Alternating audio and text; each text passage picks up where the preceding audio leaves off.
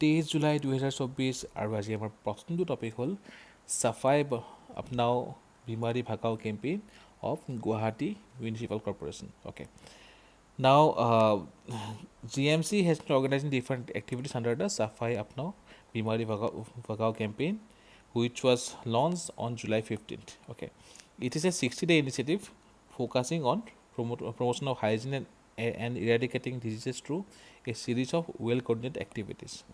Now, yate amar SDG goal 6 clean water and sanitation tare part kini amar ahibo aru the various status will be important for prelims perspective, such as ODF, okay, open defecation free, not a single person found defecating in the open. ODF plus tamane whole no one defecating open and well maintained community and public toilets. ODF plus all conditions of ODF plus and toilets with sluts and septic management are water plus. Meaning to whole all wastewater is being treated as per Central Pollution Control Board norms before release. Now, there are certain features of the SAFAI apnao BIMARI BHAGAO campaign. First of all, it's a special cleanliness drive, and water sanitation, hygiene, etc. target kora hoy. SDG goal 6 is fulfilled. Now, waste collection and transportation, it emphasizes efficient management of waste collection and transportation, and also public toilets management.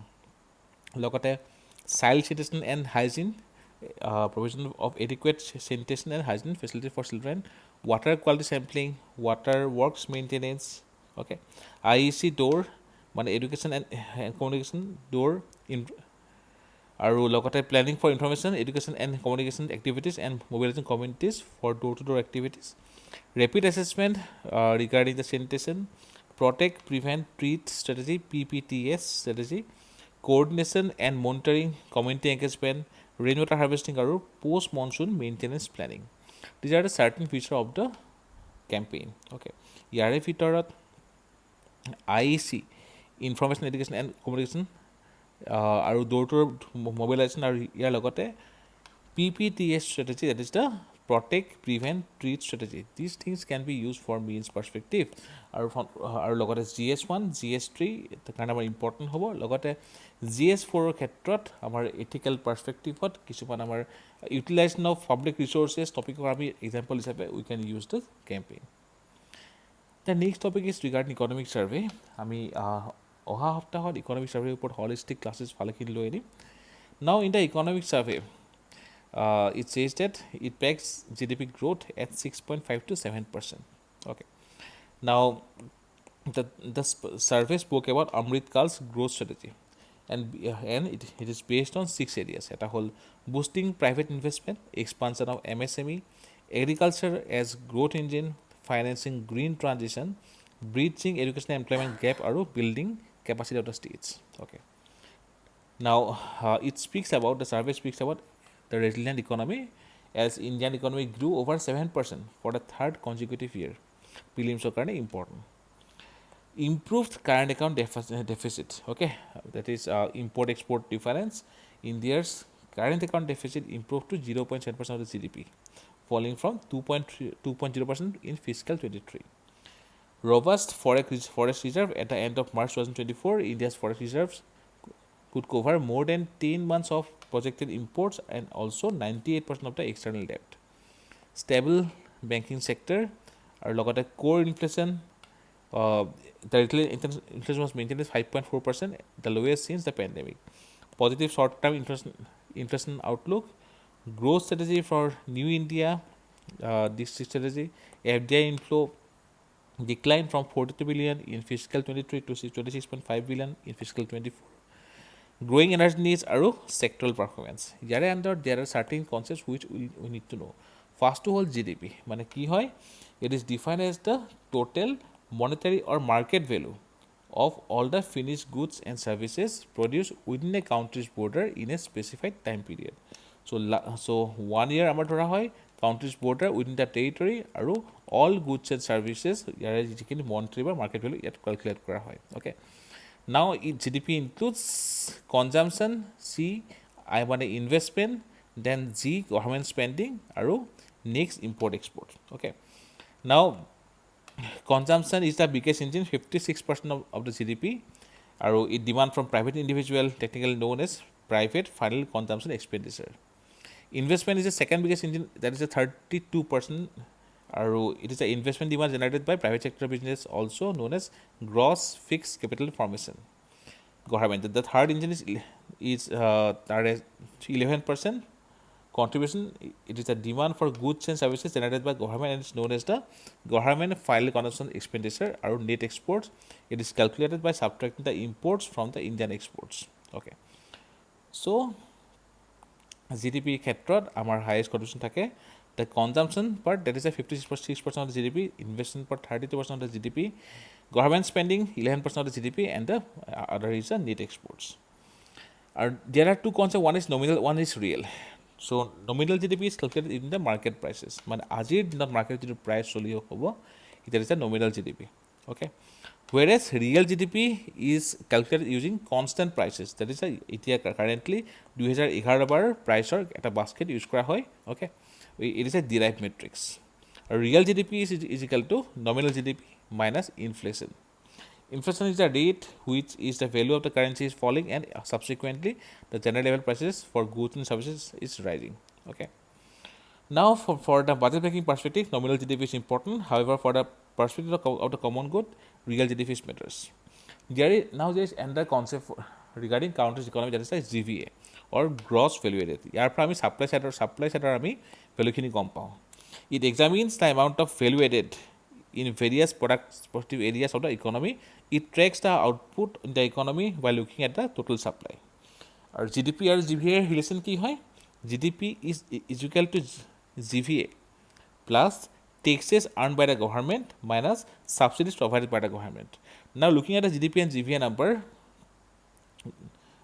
we can speak about the government's role in the process. If GDP is greater than GVA, that means government is generating more money from taxes than it's spending in subsidies. Whereas if GVA is greater than GDP, that means government gives subsidies in excess of its tax collections. Okay.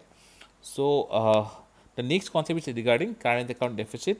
It refers to deficit or negative balance that occurs when countries' total imports of goods and services and transports are greater than the total exports.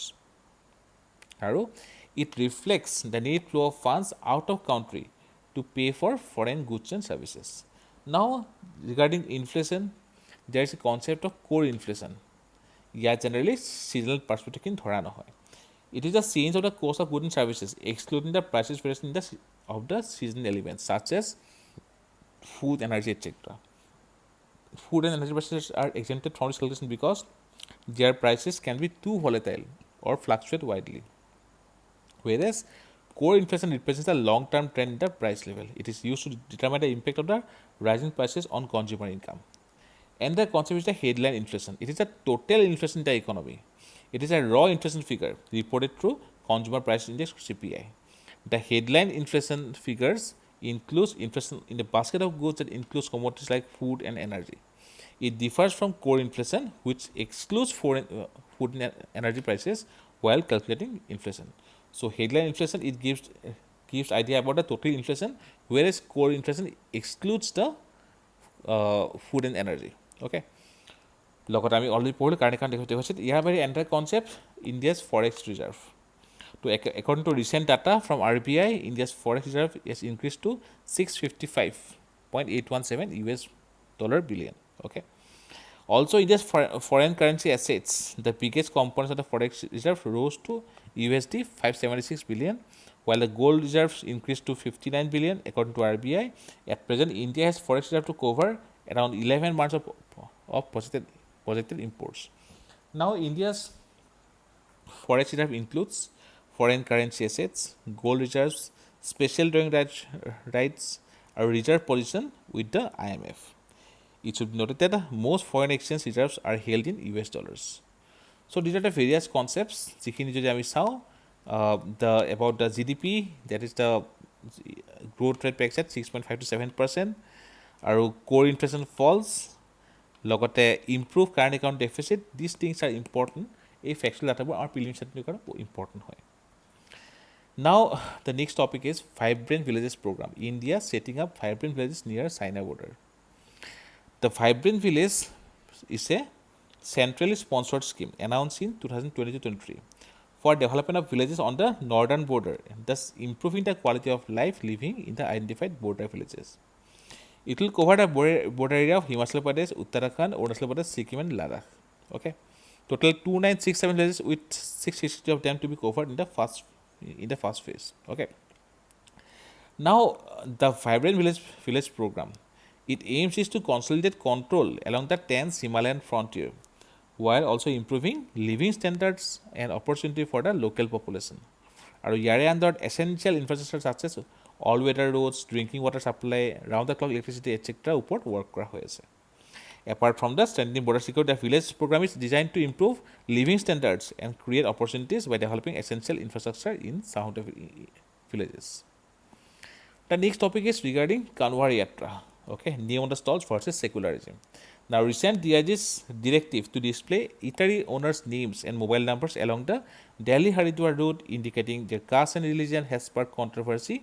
The directive was in response to the claims that Muslims were disguising their shops to attract Hindu consumers. Okay. Now, regarding the Supreme Court stays order to display owners' names on stalls along KANWAR YATRA route.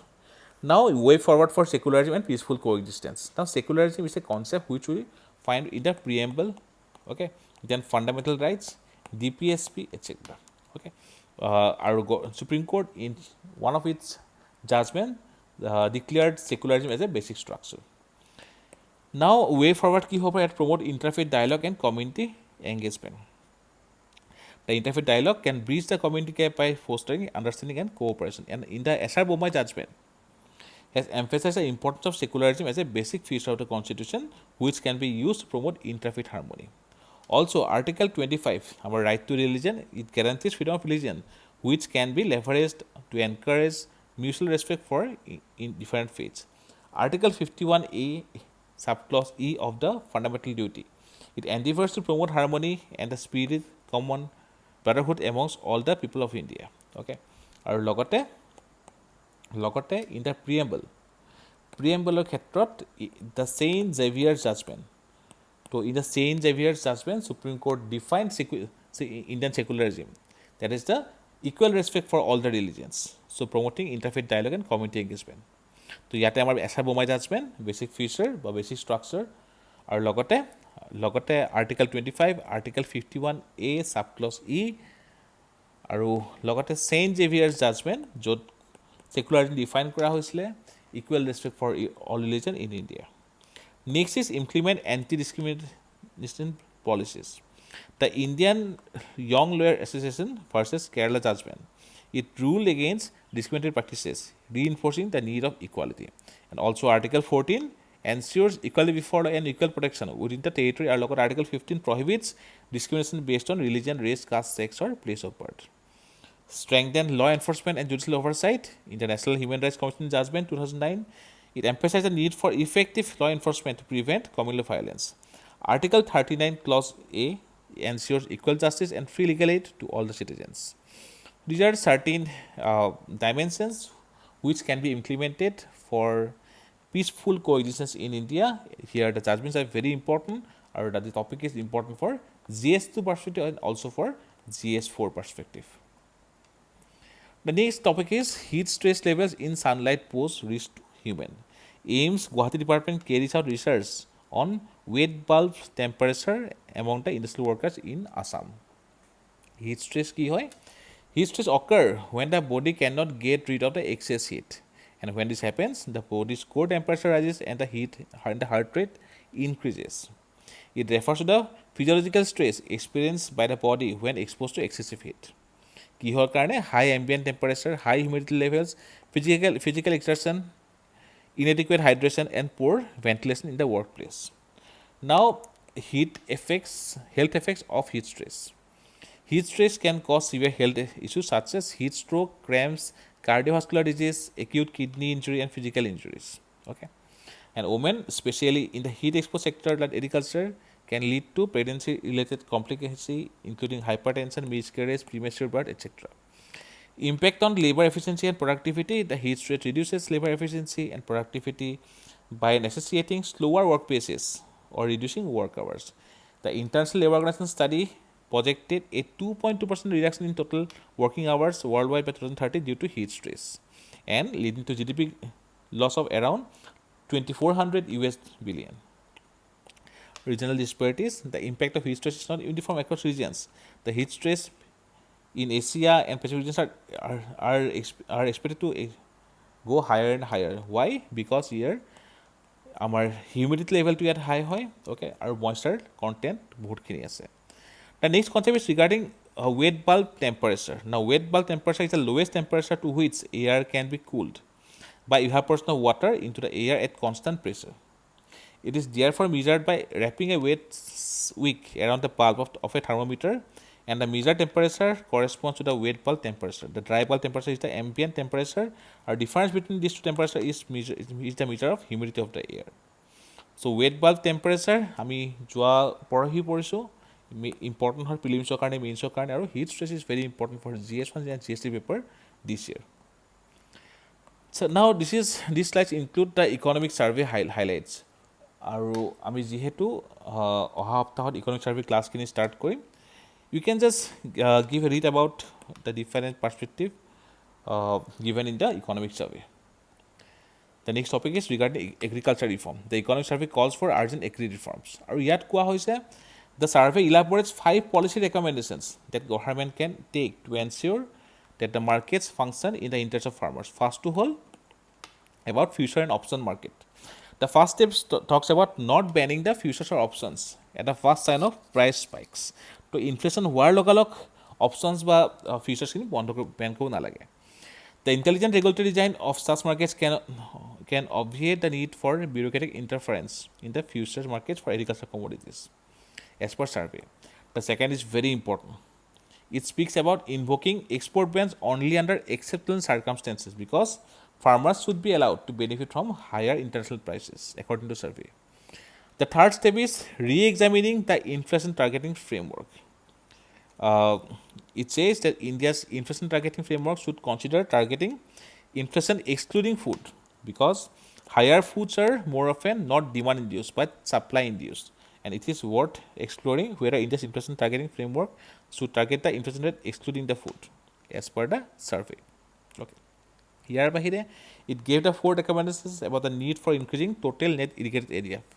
For example, in Assam, only around 5% is irrigated area.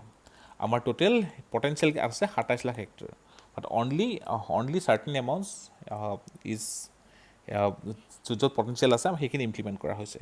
The last point is very important. It speaks about making farming consistent with the climate consideration, that is the climate smart agriculture and the climate resilient agriculture. Grains such as rice and sugarcane are water guzzling crops, and cultivation of the paddy give rise to methane emissions. Okay. So now it's time to promote crop neutral incentive structure as per the survey. So these are the 5 policy recommendations for agriculture sector given by the economic survey. The next topic is regarding money bill. How and when a bill can be defined as money bill. Now money bill, our article 109 पर है regarding the passing of the bill, and article 110 defines the money bills. So article 110 clause 1 subclause A to F define the money bill. It deals exclusively with financial matters such as taxation, government borrowing, and the Consolidated Fund of India. It includes bills like Finance Act and Appropriation Act. It can be introduced only in Lok Sabha, and it is certified as money bills by the Speaker of Lok Sabha as per article 109. So money bill, it deals only with the matters relating to taxation, government borrowing, consolidated fund or contingency fund operation, article 266, article 267, appropriation of funds, expenditure charged on the consolidated fund, receipt or audit or of accounts of the union and the states are logote. Incidental matters related to these 6 topics can also be classified as a money bill. Now procedure for money bill, introduced only in Lok Sabha or approval process. After passing in Lok Sabha, the Rajya Sabha has 14 days to make recommendation. The Lok Sabha may accept or reject this recommendation. Now recent controversies, certification of by the Speaker. The Speaker's certification of a bill is money bill is very much debated.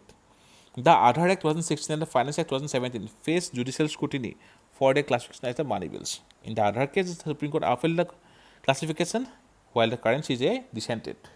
The Finance Act amendments were struck down in the Roger Matthew versus South Indian Bank due to improper classification of the money bill. So these are the various controversies. Money bill important, Article 109 or Article 110 for prelims from the prelims perspective, and the various aspects are important for mains perspective, and also the speaker's role.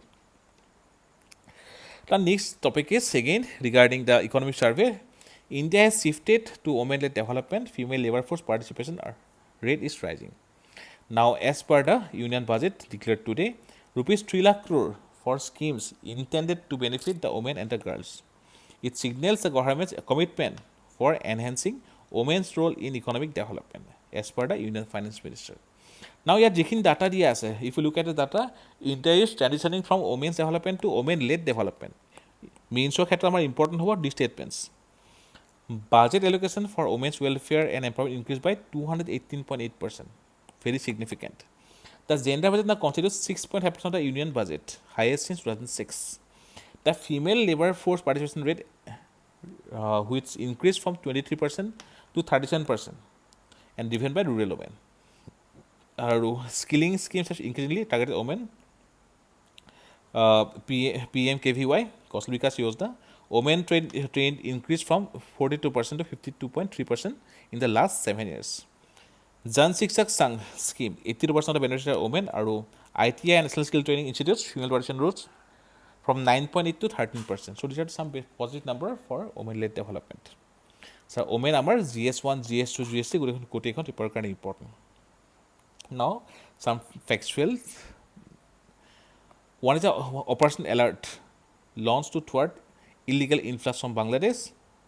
Next, it will also work in the Myanmar border. Aizawl to become 4th state capital in the northeast to have rail link by the next year. Typhoon Prapirun in China, and Abhinav Bindra conferred with Olympic order. So this was all about today's current affairs.